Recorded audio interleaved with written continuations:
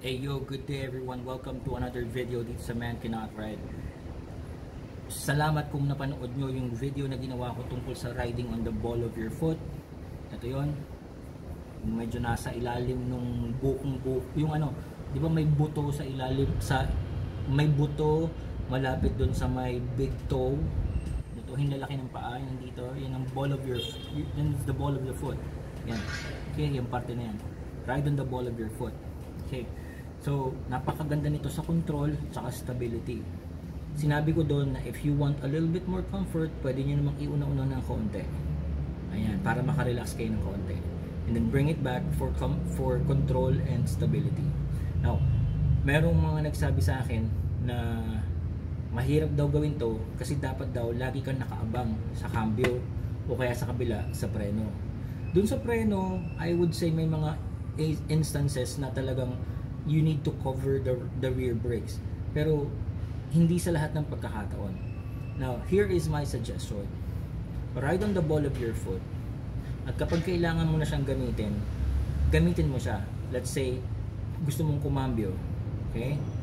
Ride on the ball of your foot, bring it forward under the shifter, shift, put it back, bring it over, shift, put it back, shift, go back, shift, go back, shift, go back, shift, go back. Ang kagandahan dito, ang advantage nito is kapag nandito sa ball of your foot ang placement, then you have the control and stability para sa motor mo. Lalong-lalo na yung control. You can control your motorcycle better if you're riding on the ball of your foot.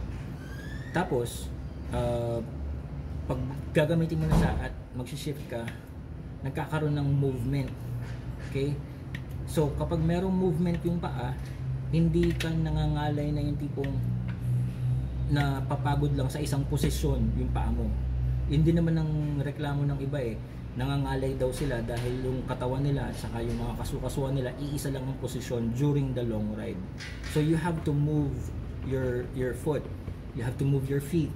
Yan, you have to move your feet para man gumalaw-galaw yung dugo. So, the good thing with this technique is merong movement ng paa. Ball of your foot, shift. Go back, ball of your foot, shift. Go back, ball of your foot, down shift. Down shift. Down shift. Cornering. Arangkada, up shift. Balik, ball of your foot, up shift. Balik, ball of your foot, up shift. Okay, down shift, ball of your foot. And then cruising ka na, iabante mo ng konti para ma-relax ng konti yung lower body mo. I think that's the best suggestion I can give regarding foot placement and movement ng paa while riding your big bike. Hopefully nakatulong to. Okay? So, salamat kung napanood nyo. Uli, yung isang video, iwasan natin yung duck feet. Yan, iwasan natin ng duck feet. Iwasan natin mag-ride na nandito yung foot peg o kaya nandito. Hindi yan maganda. Let's ride on the ball of our foot. Kapag magre-relax tayo, iabante lang natin ng konti. That would be okay. And galaw-galaw natin ang ating mga paa para hindi tayo nangangalay sa long ride. I will see you on the next video dito sa Man Cannot Ride.